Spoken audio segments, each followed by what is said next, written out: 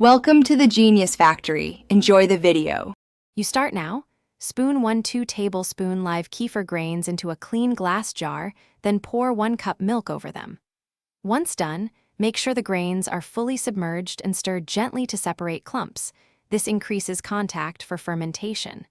Seal with a breathable lid or cloth and secure with a band so gases escape.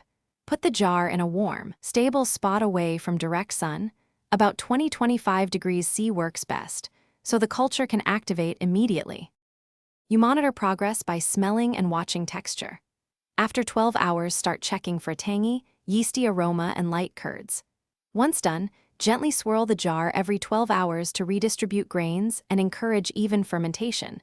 Make sure not to use metal utensils for long contact because brief contact is okay, but extended exposure can affect flavor. If you want milder kefir, stop sooner. For tangier, wait longer up to 48 hours. Keep a consistent temperature to avoid stalled fermentation.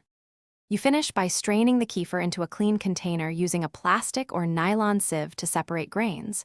Return grains to a jar with fresh milk or store them refrigerated in a little milk.